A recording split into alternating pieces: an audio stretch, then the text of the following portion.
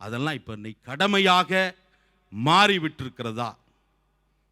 யாரையும் பார்க்க வேண்டாம், யாரிடத்திலையும் கேட்க வேண்டாம். உங்களிடத்தில் என்னிடத்தில் நாம் தெய்வ சமூகத்தில் நாம் ஆராய்ந்து பார்க்க வேண்டிய கேள்விகள்.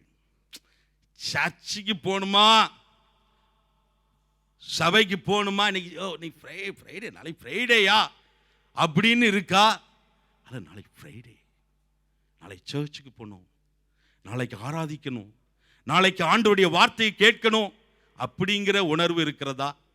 நம்ம யோசித்து பார்ப்போம். கடைசியான முக்கியமாக செய்திகள். அன்னைக்கு வெஸ்லி நைட் ப்ரேயர் ரொம்ப அழகாக சொன்னார். நம்ம சர்ச்சுக்கு இனிமேல் செய்தி கொடுக்க ஒன்றும் இல்லை, அவ்வளவு செய்திகளை கேட்டாச்சு. உலகத்தில், அது தமிழ் கிறிஸ்தவ வட்டாரத்தில் உள்ள த பெஸ்ட் ப்ரீச்சர்ஸ் நம்ம சபையிலே அருமையான சத்தியங்களை கேட்கிறோம். அவங்களெல்லாம் கூட்டு வந்து சத்தியங்களை கொடுத்தாச்சு. திகட்ட பிரியாணி, அப்புறம் சிக்கன் ஃப்ரை எல்லாம் சாப்பிட்டா எப்படி இருக்கும் ஒரே நேரத்தில், அந்த மாதிரி சாப்பிட்டுக்கிட்டே இருக்கும். நான் இவைகளெல்லாம் நம்முடைய வாழ்க்கையிலே மனதிலே ஒரு மாற்றத்தை கொண்டு வருகிறதா? கொஞ்சம் ஐயோ இப்படிலாம் சொல்கிறாங்களே, இப்படிலாம் செய்தி வருதே, இப்படிலாம் தனிப்பட்ட வேதம் வாசிக்கும் போது, ஜெபிக்கும் போது, அல்லது ஒரு சாட்சியின் நேரத்தில் ஆண்டவர் நம்ம பேசும்போது நமக்கு ஒரு உறுத்தல் ஏற்படுகிறதா? இதெல்லாம் இப்படி தான், இவங்க சும்மா அவர் ஒரு மெசேஜ் கொடுத்தாருன்னா இப்போ அடுத்தால என்ன நெக்ஸ்ட் என்ன 10:30 மணிக்கு மேலே என்ன மேட்டர் அப்படின்னு போயிடுறோமா? இதெல்லாம் நமக்கு எப்படி இருக்குன்னு எனக்கு தெரியாது, உங்களுக்கும் தெரியாது. நான் இங்கே நின்று பேசலாம், ஆனால் எனக்கு தான் தெரியும் என் நிலைமை எப்படின்னு. நீங்கள் அங்கேருந்து அப்படி ரொம்ப பவ்யமாக இருக்கலாம், ஆனால் உங்களுக்கு தான் தெரியும் உங்கள் நிலைமை. ஆண்டவருக்கு தெரியும். தெய்வ சமூகத்தில் நம்ம ஆராய்ந்து பார்க்க மாட்டோம். ஆனால் இந்த ஆண்டவர் இந்த நாளில் நம்மோடு பேசிவிட்டார். ஏன்னா நமக்கு தப்புறதுக்கு வழி இல்லை. ஆண்டவர் இந்த காரியங்களை உணர்த்தி விட்டார். வான்ஸ் ஹாவ்னர் என்கிற ஒரு தேவ மனிதன் ரொம்ப அழகா இதை சம்மரைஸ் பண்ணி, நான் சொன்னதை ரொம்ப அழகா சம்மரைஸ் பண்ணி சொல்லியிருக்கிறாரு. If there was ever a time when you were closer to Christ than you are now. If there was ever a time when you were closer to Christ than you are now, if ever there was a time when your prayer was sweeter and worship more meaningful than it is now, then you have backslidden. தேவனோடு நெருக்கமாக இருந்த அந்த நாட்கள் இன்று இல்லை என்றால், இதைவிட அதிகமான அந்த நெருக்கமாக இருந்த நாட்கள் உண்டு என்று சொன்னால், ஜெப வாழ்க்கை இனிமையாக இதைவிட அதிகமாக இருந்தது என்று சொன்னால், நம்முடைய ஆராதிக்கிற நேரம், தேவனை மகிமைப்படுத்துகிற நேரம் இதைவிட அர்த்தமுள்ளதாக இருந்தது என்று சொன்னால், நாம் நம்முடைய வாழ்க்கையிலே பின்னோக்கி சென்று கொண்டிருக்கிறோம் என்பதனை தேவ சமூகத்திலே நம்மை தாழ்த்தி ஒப்பு கொடுத்து நாம் அதை அறிக்கை செய்து விடுதலை பெறும்படியாக ஆண்டவர் விரும்புகிறார். 5 காரணங்களை நான் உங்களுக்கு, 5 காரணங்கள் அல்ல, அநேக காரணங்கள் உண்டு. ஆனால் முக்கியமாக ஒரு 5 காரணங்களை, காசஸ், த ரீசன்ஸ் நான் சுட்டி காட்டும் போது அவைகளோடு இணைந்து நாம் வேறு சில காரியங்களை கற்றுக்கொள்ள, உங்களுடைய வாழ்க்கையிலே நீங்கள் உங்களுடைய வாழ்க்கையினுடைய காரியங்களோடு கற்றுக்கொள்ள ஆண்டவர் உதவி செய்வாராக. முதலாவதாக, பின்மாற்றத்திற்கான காரணங்கள் என்ன? The causes or the reasons for the backsliding.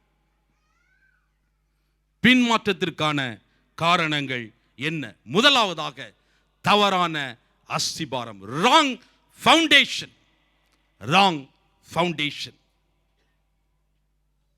அநேகர் ரட்சிக்கப்படுகிறோம், நல்ல கவனிங்க. அநேகர் ஆண்டவரை ஏற்றுக்கொள்கிறோம், ரட்சிப்பை நாம் பெற்றுக்கொள்கிறோம். அது ஒரு ஆழமான மனம் திரும்புதலின் அடிப்படையில் இருக்க வேண்டும். There should be a true repentance and conversion and submission and consecration. ஒரு எமோஷனலா இருக்கக்கூடாது. ஒரு கன்வென்ஷன்ல ஒரு நல்ல மெசேஜ், அப்புறம் ஒரு பியூட்டிஃபுல் டியூன்ல ஒரு பாட்டு போட்டு எல்லாரும் போனோன்னு நம்மளும் அப்படியே பின்னால போறது, அது போலாம், தப்பு இல்லை, நத்திங் ராங். ஆனால் அதுக்கப்புறம் தேவனுடைய சத்தியங்களை, வார்த்தைகளை கற்றுக்கொண்டு அந்த அஸ்திவாரத்திலே நாம் நிலைபட வேண்டும். சிலர் சொல்லுவோம் கடன் பிரச்சனை வந்துடும், அல்ல வியாதி வந்துடும், அதுல இருந்து ஒரு விடுதலை ஆண்டவர் கொடுப்பார். அப்ப ஜெபிக்க போவாங்க, அதுல இருந்து விடுதலை கிடைக்கும். உடனே என்ன பண்ணுவாங்க? ஆண்டவரை ஏற்றுக்கொள்வார்கள். தப்பில்லை, ஆண்டவர் எல்லாரையும் ஒரே மாதிரி சந்திக்கிறது இல்லை. ஆனால் அதற்கு பிறகு சபைக்கு வரும்போது தேவ வசனங்களை நாம் ஆழமாக அறிந்து கொண்டு அந்த அஸ்திவாரத்திலே பலப்பட வேண்டும் என்று ஆண்டவர் விரும்புகிறார். அன்னைக்கு அழகா ஆல்வின் பிரதர் அன்னைக்கு மெசேஜ் சொல்லும்போது ரொம்ப அருமையாக சொன்னாங்க. so touching. ஏதோ ஒரு நாள் ஒரு எமோஷனல் நான் ஆண்டவரை ஏற்றுக்கொள்ளவில்லை. நான் படிப்படியாக இந்த வேத வசனங்களை படிப்படியாக கற்றுக்கொண்ட போது ஆண்டவர் என்னோடு தொடர்ந்து பேசி நான் அந்த சத்தியங்களை பெற்றுக்கொண்டு ஆண்டவருக்கு என்னுடைய வாழ்க்கையை நான் அர்ப்பணித்தேன் என்று சொன்னார். என்னுடைய வாழ்க்கையில் நான் அப்படித்தான் சொல்ல முடியும். ஒரு நாள் ஏதோ ஒரு கன்வென்ஷன்ல, ஏதோ ஒரு எமோஷன்ல நான் ஆண்டவரை ஏற்றுக்கொண்டேன் என்று சொல்ல முடியாது. இந்த சபை தந்த எளிமையான படிப்படியான சத்தியங்கள் மூலம் ஆண்டவரை ஏற்றுக்கொண்டேன் என்று தான் சொல்ல முடியும். நம்முடைய வாழ்க்கையிலே அஸ்திபாரம் சரியாக இருக்க வேண்டும். பாவங்களுக்கு செத்து நீதித்து பிழைக்க இருக்கிற ஒரு அனுபவம் நம்முடைய வாழ்க்கையில இருக்க வேண்டும். கற்பாறையின் மேலே விதைக்கிற விதை வேறு இல்லாததுனாலே கொஞ்ச காலம் தான் இருக்கும், கொஞ்ச காலம் தான் நிலைத்திருப்பான், அப்புறம் விலகி போய் விடுவான், பின்மாற்றம் அடைந்து போய் விடுவான். இன்னைக்கு ஞானஸ்தானம் சொல்லிட்டு அவசர கோலமா ஸ்டாட்டிஸ்டிக்ஸ் அநேக சபைகள் செய்கிறது. எப்படியாவது முக்கிரணும், அவ்வளவுதான். எத்தனை பேரு இந்த மாசம் எவ்வளவு, இந்த மாசம் எவ்வளவு, அந்த மாசம் எவ்வளவு? உண்மையிலே ஒரு மனமாற்றம் நிகழ்கிறதா? உண்மையிலே அவனுடைய வாழ்க்கையில ஒரு மாற்றம் நிகழ்கிறதா? உண்மையிலே தன்னுடைய வாழ்க்கையை ஒப்புக் கொடுத்திருக்கிறானா? பார்க்கிறதில்லை. ஞானஸ்தானம் என்பது என்ன? ஒரு கணவனும் மனைவியும் இணைகிறார்கள், ஒப்பந்தம் செய்து கொள்கிறார்கள். இன்பத்திலும் துன்பத்திலும் சுகத்திலும் சுகவினத்திலும் மரணபரியும் இந்த பிரிக்கும் அளவும் அப்படின்னு சொல்லி இணைந்து கொள்ளுகிறார்கள். அப்ப கணவனும் மனைவி இந்த பந்தத்தில் இணைந்து கொள்ளுகிற பொழுது அதற்கு அடையாளமாக ஒரு தாலி அல்லது ஒரு மோதிரம். அது இல்லாம ஏதோ இவன் கூப்பிட்டாங்க, ஏதோ நம்ம அப்பா கட்டி வச்சாங்க, அம்மா சொல்லி வற்புறுத்துறாங்கன்னு சொல்லி கட்டுறவன், ஏதோ ஒரு வேண்டா வெறுப்பதை சொல்லுகிறவன் போடுகிற அந்த தாலியினாலோ அந்த மோதிரத்தினாலோ எந்த பிரயோஜனமும் இல்லை. ஞானஸ்தானம் என்பது உண்மையான மனம் திரும்புதலின் அர்ப்பணிப்பின் ஒரு அனுபவத்தின் வெளிப்பாடாக இருக்க வேண்டும். நம்முடைய வாழ்க்கையிலே அப்படிப்பட்ட ஒரு அஸ்திபாரம் இருக்கிறதா என்று நாம் ஆராய்ந்து பார்ப்பது அவசியம். அதனால தான் இன்னைக்கு அநேக கள்ளப்போதர்கள் இன்னைக்கு அநேக டிவி பிரசங்கிமார் அநேக காரியங்கள் ப்ராஸ்பரிட்டி தியரி எல்லாம் கொடுக்கும்போது உடனே எல்லாம் ஜனங்கள் ஓடி போயிடுறாங்க. எங்க ஊர்ல இங்க வந்துட்டு போன ஆளு அவர் இப்ப இங்க அதிகமா வரதில்லைன்னு நினைச்சிட்டு இப்ப திருப்பியும் வராரு. அங்க ஊருக்கு போனா பெரிய கூட்டம், ஜனங்கள் சாறை சாறையாக போகிறார்கள். அவரை குறித்து அநேக காரியங்களை கேள்விப்படுகிற அதெல்லாம் ஜனங்கள் ஐயோ எப்படி இருக்கு தெரியுமா கூட்டம், ஏன்ட்ட சொல்றாரு ஒருத்தர் மகிமையா இருக்கு அப்படிங்கிறார். வேறொரு சுவிசேஷத்திற்கு திரும்புகிறதை குறித்து பவுல் சொல்றார், நான் ஆச்சரியப்படுகிறேன். ஏன்? அஸ்திவாரம் சரியில்லை. 1 தீமோத்தேயு 4:1 நாம் வாசித்து பார்க்கிற பொழுது சிலர் வஞ்சிக்கிற ஆவிகளுக்கும் பிசாசுகளின் உபதேசத்திற்கும் செவி கொடுத்து விசுவாசத்தை விட்டு விலகி போனார்கள் என்று நாம் பார்க்கிறோம். நம்முடைய அஸ்திபாரம் ஒருவேளை ஒரு எமோஷனலா நம்ம ஆண்டவரை ஏற்றுக்கொண்டவர்களாக இருக்கலாம், வந்திருக்கலாம், சபைக்கு வந்திருக்கலாம். இங்கு தருகிற சத்தியங்கள் வேத வசனத்தை தேவ சமூகத்திலே காத்திருந்து தியானித்து அந்த வேத வசனத்தின் அடிப்படையிலே நம்முடைய வாழ்க்கை கட்டப்படாமல் ஒழிய நாம் பின்மாற்றத்திற்கான வாய்ப்புகள் அநேகம் உண்டு என்பதனை நாம் மறந்து போய்விடக்கூடாது. இரண்டாவதாக ராங் ஆட்டிடியூட், தவறான மனப்பாங்கு. Wrong attitude. ஏன் பின்மாற்றம்? Wrong attitude. நல்ல கவனிங்க. ஆண்டவரை ஏற்றுக்கொள்கிறோம், அவருடைய பிள்ளைகளாய் மாறுகிறோம், அந்த குடும்பத்திலே வருகிறோம். சின்ன பிள்ளைய ஒரு பெரிய ஆள் பார்த்த உடனே சாக்லேட் தான் கொடுப்போம், அவங்கள்ட்ட இது சொல்ல மாட்டாங்க. அப்போ ஆண்டவரை ஏற்றுக்கொண்ட புதில் அநேக ஆசீர்வாதங்களை நார்மலாக நீங்கள் பார்த்தீங்கன்னா ஒரு விசுவாசியுடைய வாழ்க்கையில் அந்த இனிஷியல் ஸ்டேஜ் நல்லா இருக்கும், வேகமாக எல்லா ஆசீர்வாதங்களும் கிடைக்கும். ஏற்றுக்கொண்டேன், டிரைவிங் லைசன்ஸ் உடனே கிடைத்தது, அப்படி சாட்சி நீங்கள் பார்த்தீங்கன்னா உடனே எனக்கு வேலையில் ப்ரமோஷன் கிடைத்தது, திரும்பவும் முடித்தேன், அப்புறம் நம்ம மனைவியை கூட்டு வந்த விசா உடனே அடித்தேன். இப்போ வேற ஒரு ப்ரமோஷன் தந்திருக்கிறார்கள், அப்புறம் நான் கார் வாங்கி விட்டேன், அது வாங்கி விட்டேன், அது நடக்கும், தப்பு இல்லை. ஆண்டவருடைய பிள்ளைகள் ஆசீர்வாதமாக இருப்பது அவசியம், நல்லது, அது தப்பே இல்லை. அதே மாதிரிதான் ஊழியத்தில் பயங்கரமான முன்னேற்றங்கள். ஸ்கூலில் படிக்கும்போது, காலேஜில் படிக்கும்போது செய்யாத காரியங்கள்லாம் சர்ச்சில் நமக்கு வாய்ப்புகள் இருக்கு.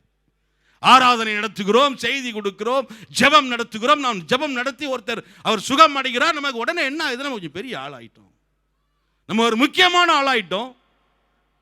இப்ப நமக்கு ஒரு ரெகக்னிஷன் இருக்கு அப்படிங்கிறதுல நமக்கு பெருமை வந்து விடுகிறது. பெருமை. பேதுரு சொன்னார், யார் மறுதலித்தாலும், யார் இடல் அடைந்தாலும் நான் அடையேன். மார்க்கு 14:29 வீட்டிலே சென்று வாசித்து பாருங்கள். நான் அடைய மாட்டேன். பெருமை. யார் இடல் அடைந்தாலும் நான் அடைய மாட்டேன்னு சொன்னான். அவன்தான் நான் அவரை அறியேன் என்று மறுதலித்தான்.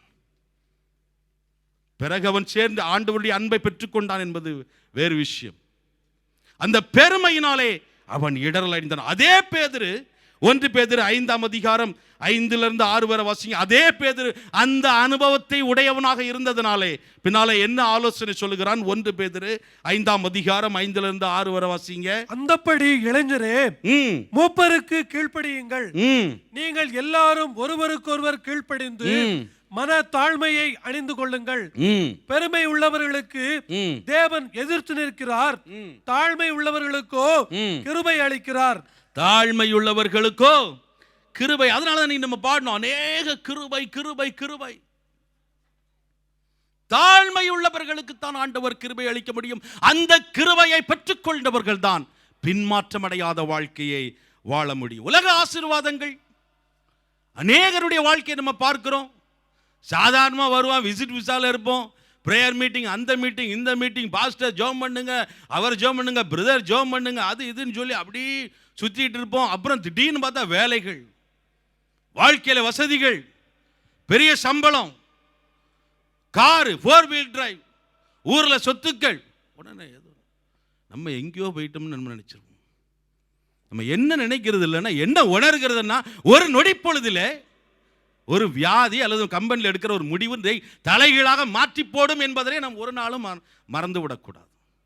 ஒரு நொடி பொழுதில் மாறி விடுகிற இந்த உலக ஆசீர்வாதங்கள் நமக்கு பெருமையை கொண்டு வருகிறது. ஓசியா 13:5 வரை வாசிங்க. நமக்கு ரொம்ப ஆப்டான வசனம். ஓசியா 13:5 நான் உன்னை மகா வறட்சியான தேசமாகிய வனாந்தரத்திலே, வறட்சி இந்த ஊர் சொல்லுங்க, மகா வறட்சியான தேசமாகிய வனாந்தரத்திலே அறிந்து கொண்டேன். தங்களுக்கு இருந்த மேய்ச்சலினால் திருப்தியானார்கள். திருப்தியான பின்பு அவர்கள் இருதயம் மேட்டிமையாயிற்று. அதனால் என்னை மறந்தார்கள். இப்ப பின்வா என்னையா போட்டுக்கிட்டு என்ன இதுன்னு சொல்லி ஆண்டவர் அது இது ஜபம். இங்க இருக்க பிஸி லைஃப்ல எவ்வளவு கமிட்மெண்ட்ஸ் இருக்கு, எவ்வளவு காரியங்கள் இருக்கு, எவ்வளவு காரியங்களை சாதிக்க வேண்டி இருக்கு. எதுக்கு இதுக்கெல்லாம் எங்க நேரம் இருக்கு? இருதயம் மேட்டிமையாயிற்று, அதனால என்ன செய்தார்கள்? என்னை மறந்தார்கள். நீதிமொழிகள் 16:18 வாசிக்கிறோம். அழிவுக்கு முன்னானது அகந்தை, விழுதலுக்கு முன்னானது மனமேட்டிமை. 1 கொரிந்தியர் 10:11 வாசிக்கிறோம். இப்படி இருக்க தன்னை நிற்கிறவன் என்று விழாதிருக்கபடி எச்சரிக்கையா இருக்க கடவுள். கவனமாய் தேவ சமூகத்தில் தாழ்த்தி, ஆண்டவரே, ஊழியத்தில் வந்தாலும் சரி, உலக பிரமண வாழ்க்கையில் வந்தாலும் சரி, எந்த ஆசீர்வாதங்கள், எந்த உயர்வு வந்தாலும் சரி, என்ன பாராட்டுகள் வந்தாலும் சரி, பாராட்டுகள் அவசியம். எதை பண்ணாலும், குறிப்பாக பவுல் அநேக கடிதங்களை பாராட்டி எழுதுகிறார். பாராட்டு தவறல்ல, ஆனால் அந்த பாராட்டுகளுக்கு நான் உரித்தானதில், இந்த ஆசீர்வாதங்கள் எனக்குரியதில் ஆண்டவரே, உம்முடையது, உம்முடைய கிருபை, நீர் உம்முடைய கிருபையினாலே நான் இதை பெற்றுக் கொண்டிருக்கிறேன், உமக்கே நான் மகிமை செலுத்துகிறேன் என்று சொல்லும் போது நாம் சரியான பாதையிலே நாம் சொல்ல முடியும். மூன்றாவதாக ராங் ரிலேஷன்ஷிப், தவறான உறவுகள். ஒரு காலத்தில் சர்ச் ஆளு, விசுவாசி, அதெல்லாம் நம்ம பிரதர், நம்ம சொந்த பிரதர் மாதிரி. இப்போ நம்ம பொசிஷன் மாறின உடனே என்னையா இருந்தாலும் பைபிளையும் வச்சுக்கிட்டு அவர் வாராரோ அங்கெல்லாம் வந்து விட மாட்டார் ஐயா, கழுத்தை எடுத்துட்டு டப்பார வாங்க ப்ரேயர் செல் வாங்க, அதுக்கு வாங்க இதுக்கு வாங்க சர்ச்சுக்கு வாங்கிட்டு இருப்பாரு. இங்கே இருந்தே பேசல கொஞ்சம் நான் பிஸியாக போய்கிட்டு இருக்கேன், பார்க்கலாம் அப்புறம் பேசுவோம் நம்ம அப்படின்னு சொல்லி. ஏன்னா நம்ம இவங்கெல்லாம் இப்போ நமக்கு இதெல்லாம் வேண்டாம் ஐயா. ஆனால் நம்ம இப்போ உறவு கொஞ்சம் கொஞ்சம் மேலே கொஞ்சம் முக்கியமான ஆளுங்க, அங்கே கொஞ்சம் high level people, high society people, அவங்க கூட தான் நம்ம மூவ் பண்ண வேண்டியிருக்கு இப்போ. ஏன்னா அப்போ தான் நம்ம ஸ்டேட்டஸ் நம்ம என்ன செய்ய முடியும், காத்துக்கொள்ள முடியும். 1 ராஜாக்கள் 11:4 வாசிங்க. 1 ராஜாக்கள் 11:4. 1 ராஜாக்கள் 11:4 சாலமோனுடைய வாழ்க்கை நம்ம பார்க்கலாம். 11:4. சாலமோன் வயது சென்றபோது, சாலமோன் வயது சென்ற பொழுது அவனுடைய மனைவிகள் அவன் இருதயத்தை அந்நிய தேவர்களை பின்பற்றும்படி சாய பண்ணினார்கள். அவனுடைய மனைவிகள் என்ன செய்தாங்க, அவன் இருதயத்தை அந்நிய தேவர்களை பின்பற்றும்படி என்ன செய்தார்கள், சாய பண்ணினார்கள். எண்ணாகமம் 11:4 வாசிங்க. எண்ணாகமம் 11:4. நம்பர்ஸ் 11:4. அவர்களுக்குள் இருந்த பல ஜாதியான அந்நிய ஜனங்கள் மிகுந்த இச்சை உள்ளவர்களானார்கள்.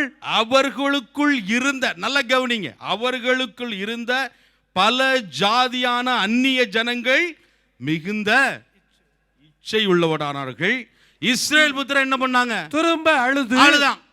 அதை பார்த்து இவனுக்கு என்னாச்சு, அவனு கூட பழகுனா இவனும் அப்படி ஆயிட்டான். நாம தவறான நண்பர்களோடு பழகுகிற போது, அது நம்மளுடைய ரூம்லனாலும் சரி, நம்ம யாரோடு பழகுற ரூம்ல எப்பவும் ஏதாவது கெட்ட காரியங்களை குறித்து பேசிக் கொண்டிருக்கிறவன், தவறான திரைப்படங்களை பார்த்து கொண்டிருக்கிறவன், தவறான காரியங்களையே சொல்லிக் கொண்டிருக்கிறவன் பழகி கொண்டிருக்கிறோமா? அல்லது ஆபீஸ்ல யாரோடு பழகுகிறோம்? இன்டர்நெட்ல அந்த காட்சி தெரிகிறது, இந்த காட்சி தெரிகிறது, அதை நீ போய் பார்த்தாயா, இந்த இடத்திற்கு போனாயா என்று நம்மை தவறாக வழிகாட்டுகிற நண்பர்கள் நம்மளோடு பழகி கொண்டிருக்கிறோமா? யோசித்து பார்க்க வேண்டும். பணத்தை பத்தியே ஒருத்தன் பேசிட்டு இருந்தான்னா, அது இது அந்த பணம் நீ அங்க இன்வெஸ்ட் பண்ணியா, இங்க இன்வெஸ்ட் பண்ணியா, அதை பண்ணியா, இதை பண்ணியான்னு பேசிட்டு இருந்தானா கொஞ்ச நாள் நம்ம என்ன செய்வோம், பணாசை பிடித்தவர்களாய் மாறிவிடுவோம். அவன் இவ்வளோ பண்ணியிருக்கான், ஏன் நம்ம கூட வேலை செய்த ஆளு அதே பொசிஷனில் இருக்காரு, என்னோட ஒரு லெவல் கம்மி, அவனே இவ்வளோ இன்வெஸ்ட் பண்ணியிருக்கான், இவ்வளோ இது பண்ணியிருக்கான், அப்படின்னா நாம ஏன் இப்படி இருக்கிறோம் அப்படின்னு நம்மளை என்ன செய்வாங்க, தவறான வழியிலே பின்மாற்றம் அடைவதற்கு அவர்கள் வழி நடத்தி விடுவார்கள். தவறான சம்பாஷணைகள். 1 கொரிந்தியர் 15:33 வாசிக்கிறோம், ஆகாத சம்பாஷணைகள் நல்லொழுக்கத்தை கெடுக்கும்.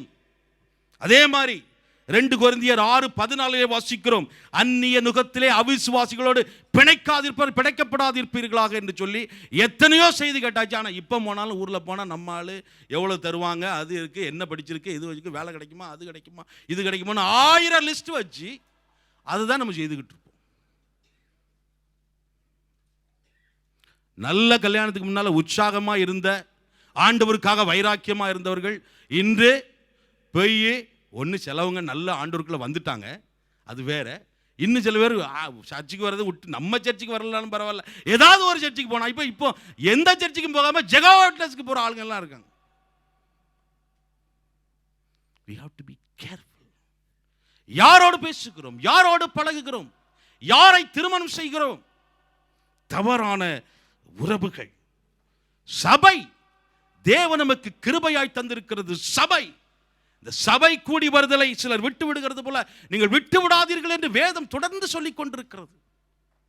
நாம் அநேக செய்திகளை நாம் கேட்டுக்கொண்டிருக்கிறோம். பாவத்தின் மஞ்சளினாலே கடினப்பட்டு போகாதபடிக்கு ஒருவருக்கொருவர் புத்தி சொல்லுகிற இடம் இந்த சபை. சபை வந்துட்டு ஏதோ ஒரு மெசேஜ் கேட்டுட்டு வர்ஷிப் பண்ணிட்டு அந்த ஆளை விழுந்தடிச்சு ஓடுறதில்ல சபை. இது குடும்பம், இது ஹோட்டல் இல்லை. வீட்டில் போயிட்டு சாப்பிட்டுட்டு ஒரு 2 தோசை சாப்பிட்டு பாக்கெட் எவ்வளோம்மா அப்படின்னு சொல்லி கேட்போம்மா?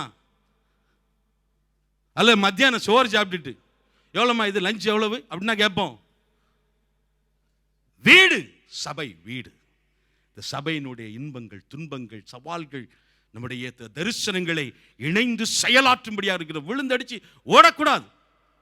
நாங்கள்லாம் ஒரு காலத்தில் ஓடணும், முன்னால் நின்று பிரசங்கி பண்ணி கொண்டிருக்கிறோம். அதனால இருங்கள். தவறான உறவுகள். 4வது, wrong desires and priorities. wrong desires, wrong priorities. Wrong desires, wrong priorities.